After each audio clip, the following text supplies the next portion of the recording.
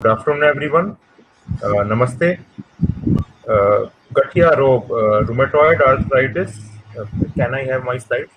Rheumatoid arthritis एक autoimmune disease है जो कि बहुत सारे अंग को अफेक्ट कर सकती है। जॉइंट इन्वॉल्वमेंट एक अपने आप में एक ही सिम्टम है। इसमें कई बार आंख की बीमारियों से प्रेजेंटेशन होता है, जैसे कई बार आंख में सूजन आती है, लाल हो जाती है आंख।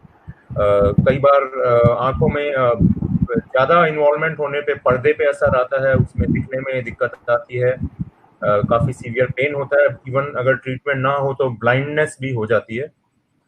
इसलिए ये बीमारी एक अपने आप में मल्टीपल ऑर्गन इन्वॉल्वमेंट के रूप में प्रेजेंट कर सकती है। कई लोगों को फेफड़े से शुरुआत होती है, कुछ लोगों को ज्यादातर लोगों को जोड़ों से शुरुआत होती है। ऑटो इम्यून बीमारी मतलब कि अपनी बॉडी की इम्यूनिटी अपने आप लड़ने की क्षमता खत्म होके अपने बॉडी को ही दुश्मन समझ के अपनी बॉडी को ही अटैक करती है। वो अटैक जॉइंट, लंग, स्किन कहीं पे भी हो सकता है। ये क्रोनिक डिजीज है। क्रोनिक मतलब लंबी बीमारी है। इम्यून सिस्टम अपने आप को अटैक करता है अपनी बॉडी को। ये फीमेल्स में ज्यादा कॉमन है, ट्वाइस या thrice more common in females than in males. और ये किसी भी एज पे अफेक्ट कर सकती है। Generally most common age 3rd to 4th decade है, 30s to 40s में होती है। बट ये बीमारी बच्चों में भी हो सकती है, जिसमें जुवेनाइल आर्थराइटिस या बच्चों की आर्थराइटिस का नाम उसको दिया जाता है। और ये इवन बड़ों में 50-60s कभी भी शुरुआत होती है।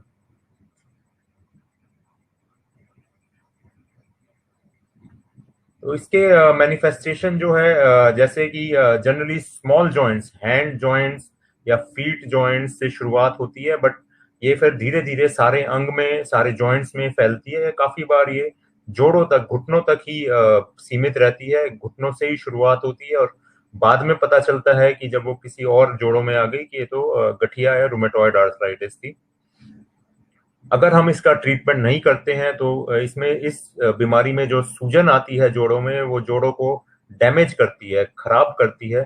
जो कि उसके जो भी स्ट्रक्चर्स हैं, कार्टिलेज है, साइनोवियम होता है एक स्ट्रक्चर, जॉइंट का पूरा ही डैमेज कर देती है अगर हम उसका इलाज ना कराएं। और फिर उसमें रिप्लेसमेंट की रिक्वायरमेंट रहती है। बट सही समय पे अगर हम ट्रीटमेंट करते हैं तो रिक्वायरमेंट रिप्लेसमेंट की बच सकती है। जोड़ पेशेंट के इम्प्रूव रहते हैं, ठीक रहते हैं, और उसका रिप्लेसमेंट कराने की जरूरत नहीं पड़ती। जैसा कि पहले कहा कि ये बीमारी कहीं पे भी बॉडी में अटैक करती है। आईज आईज या फिर मुंह, काफी पेशेंट्स को इस बीमारी से मुंह या आंख सूखा सूखा महसूस होता है। आंख में चुभन महसूस होती है, मुंह में सूखापन महसूस होता है। ऐसा लगता है कि बहुत सारा पानी पीते रहे वो। उनके दांत भी खराब हो जाते हैं इस बीमारी से। थकान रहता है, बुखार सी फीलिंग रहती है, या फिर इसमें गांठें बन जाती हैं, शरीर में लम्प्स बन जाते हैं।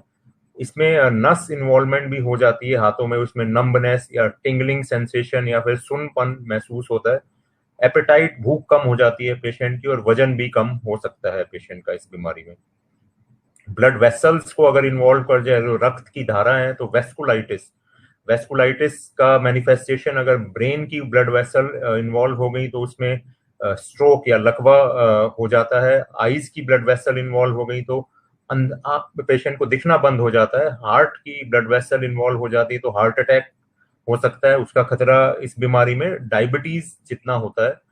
फेफड़ा इन्वॉल्व हो जाए तो उसमें उधर फेफड़े में भी सूजन आ जाती है। उसमें इंटरस्टिशियल लंग डिजीज जनरली होता है, या फिर एस्थमा जैसे चेंजेस भी आते हैं। पेशेंट को ड्राई कफ होता है, या फिर उसको सांस लेने में दिक्कत हो सकती है। कॉम्प्लिकेशंस, अगर हम सही समय पर इसका इलाज शुरू नहीं करते हैं, या फिर इरेगुलर ट्रीटमेंट लेते हैं, या अपने डॉक्टर से हम रेगुलरली नहीं दिखाते हैं, तो ये बीमारी धीरे धीरे बढ़ जाती है और जोड़ों को खराब कर देती है। अगर घुटने खराब हो गए तो घुटने आगे रिप्लेसमेंट कराना पड़ेगा। हिप खराब हो गए तो हिप जॉइंट रिप्लेस होंगे। हाथों के जॉइंट्स होते हैं वो काफी टेढ़े हो जाते हैं, और उधर काफी सर्जरीज भी उधर पॉसिबल नहीं है। तो उसमें हमें अगर हम पहले सही समय से रेगुलर इलाज करते हैं तो पेशेंट्स को इन सब रिप्लेसमेंट्स वगैरह की जरूरत बच जाती है। इससे ऑस्टियोपोरोसिस, हड्डियां गल जाती हैं और फ्रैक्चर का खतरा बढ़ जाता है। माइनर ट्रॉमा, जैसे पेशेंट को कई बार फर्श पे गिर गए, बाथरूम में स्लिप हो गए, उससे फ्रैक्चर हो जाता है। बॉडी में गांठें बन जाती हैं, आंख और मुंह सूखे सूखे हो जाते हैं। इन्फेक्शन का खतरा काफी बढ़ जाता है इस बीमारी में, क्योंकि इम्यूनिटी ऑल्टर हो जाती है या इम्यून सिस्टम बॉडी का कमजोर हो जाता है, तो इन्फेक्शन से लड़ने की क्षमता कम हो जाती है। और इन्फेक्शन एक कारण है जिससे पेशेंट की इवन डेथ हो सकती है इस बीमारी से। कार्पल टनल सिंड्रोम, जो कि नस की सूजन, हार्ट की प्रॉब्लम जैसे मैंने डिस्कस किया, लंग की प्रॉब्लम, लिम्फोमा, इवन कैंसर का खतरा, जो ब्लड कैंसर होता है लिम्फोमा, उस बीमारी में बढ़ जाता है। ये सब कॉम्प्लिकेशन जनरली तभी होते हैं जब हम ढंग से इलाज ना करें या फिर हम इरेगुलर ट्रीटमेंट लें, अपने डॉक्टर्स को ढंग से नहीं दिखा रहे हैं, बीच बीच में कभी दवाई खा रहे हैं कभी नहीं खा रहे हैं। ये बीमारी डिप्रेशन और एंजाइटी के रूप में भी, मानसिक रोग के रूप में भी आ सकती है, जो कि डॉक्टर सुमित गुप्ता जिसके बारे में डिटेल में आपसे बात करेंगे। कोर्स ऑफ आरए, काफी पेशेंट बोलते हैं कि उस पेशेंट को तो एक ही दवाई से आराम आ गया, मेरे को 5 दवाई चल रही हैं तो उससे भी आराम नहीं आ रहा है। वो कोर्स रूमेटॉइड गठिया जो है कैसे बिहेव करेगा पेशेंट में, वो वेरी करती है पर्सन टू पर्सन। एक दवाई एक पेशेंट को सूट कर सकती है जिससे उसके रिजल्ट्स अच्छे आ सकते हैं, वो ही सेम दवाई दूसरे पेशेंट को सूट नहीं करती और उससे काफी बार उससे रिजल्ट नहीं आते। तो ये सब हमें चीजें तभी पता चलती हैं जब हम पेशेंट्स को वो दवाइयां देते हैं और उसके क्या रिजल्ट्स हैं। और कुछ पेशेंट्स में ये बीमारी इनिशियल फेज में आती है और अपने आप कंट्रोल हो जाती है। तो जैसे एक बार सिम्टम्स आए, जॉइंट पेन स्वेलिंग बहुत सीवियर आया, 1 महीना रहा, दवाई से कंट्रोल हो गया, फिर 1-2 साल तक बिल्कुल ठीक रहे, कोई लक्षण नहीं आए, फिर उसके बाद एकदम सीवियर फॉर्म में आती है। काफी पेशेंट्स में बहुत जल्दी जल्दी प्रोग्रेस करती है, जैसे कि एकदम शुरुआत ही बहुत सीवियर हुई, पेशेंट एकदम से बेड बाउंड हो गया जॉइंट पेन स्वेलिंग की वजह से, और वो एकदम से फास्ट बढ़ती रही, अपने आप ठीक भी नहीं हुई, दवाई से भी काफी बार कंट्रोल नहीं आता, कई बार ऐसे भी बिहेव करती है। जितना उसको ट्रीटमेंट में हम ठीक से ट्रीट नहीं करेंगे या डिले करेंगे या रेगुलर ट्रीटमेंट लेंगे, वो जोड़ आपके खराब होते रहेंगे, या कार्टिलेज या अदर स्ट्रक्चर जो मेजर ऑर्गन है बॉडी के, हार्ट, ब्रेन, किडनी, लंग, उसमें भी ये बीमारी फैल सकती है।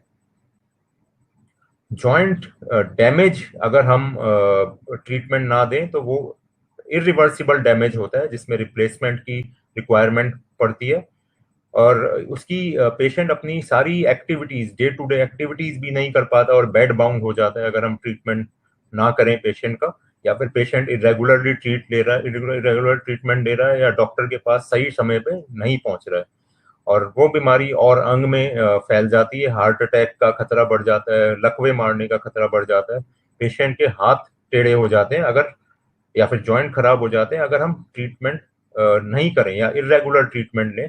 अगर पेशेंट रेगुलर ट्रीटमेंट लेता है तो ये सारे कॉम्प्लिकेशंस का रिस्क बहुत ना के बराबर हो जाता है, या मोस्ट ऑफ दी 99% पेशेंट्स को ये कॉम्प्लिकेशन नहीं होते हैं।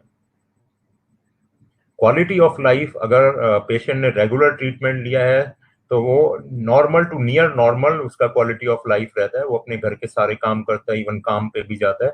लेकिन जो पेशेंट ने ट्रीटमेंट ढंग से नहीं लिया है या इरेगुलर ट्रीटमेंट लिया है, उसकी क्वालिटी ऑफ लाइफ डेफिनेटली खराब हो जाती है, क्योंकि जॉइंट डैमेज हो जाते हैं। और लाइफ एक्सपेक्टेंसी, काफी बार ये लगता है कि ये खाली जोड़ों की बीमारी है, इससे जीवन मौत पे क्या असर पड़ता है या नहीं पड़ता। अगर जो पेशेंट ने ट्रीटमेंट शुरू से इलाज कराया है या ढंग से इलाज कराया है, रेगुलर ट्रीटमेंट पर है, उसका लाइफ स्पैन भी बिल्कुल नॉर्मल रहता है। बट जिस पेशेंट ने ढंग से इलाज नहीं कराया है या इरेगुलर ट्रीटमेंट लिया है, तो उसकी इवन इसमें 15 साल पहले तक डेथ का खतरा बढ़ जाता है, क्योंकि मेजर ऑर्गन इन्वॉल्वमेंट का रिस्क बढ़ जाता है।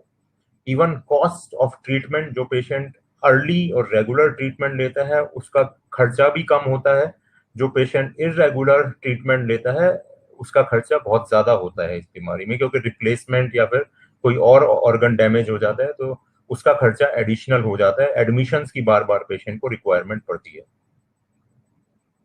ये जो कॉम्प्लिकेशंस जो मैंने आपको बताया, इनका कॉम्प्लिकेशंस का खतरा कब है पेशेंट को, जब लॉन्ग स्टैंडिंग अनकंट्रोल्ड डिजीज है, या फिर पेशेंट स्मोकर है, इरेगुलर ट्रीटमेंट लिया है, जिसका high rheumatoid factor anti CCP है, जिसको डिफॉर्मिटीज हो गई हैं, जिसके अंग जोड़ टेढ़े हो गए हैं, या जिसने इरेगुलर ट्रीटमेंट लिया है। और डेथ का कारण इस बीमारी में जो पेशेंट ढंग से इलाज, उन पेशेंट्स को हार्ट फेलियर या हार्ट अटैक का खतरा होता है, निमोनिया इन्फेक्शन का खतरा होता है, उससे डेथ हो सकती है पेशेंट। लाइफ एक्सपेक्टेंसी जैसे मैंने कहा 10 से 15 साल कम हो जाती है, और अगर ट्रीटमेंट पेशेंट नहीं लेता है और कॉम्प्लिकेशंस जैसे कि हार्ट डिजीज है जिसको, या फिर लंग इन्वॉल्वमेंट हो गया है, दमे जैसी शिकायत हो गई है, या किसी को कोमॉर्बिडिटी है जैसे कि डायबिटीज है, उन पेशेंट्स में लाइफ एक्सपेक्टेंसी डेफिनेटली कम हो सकती है।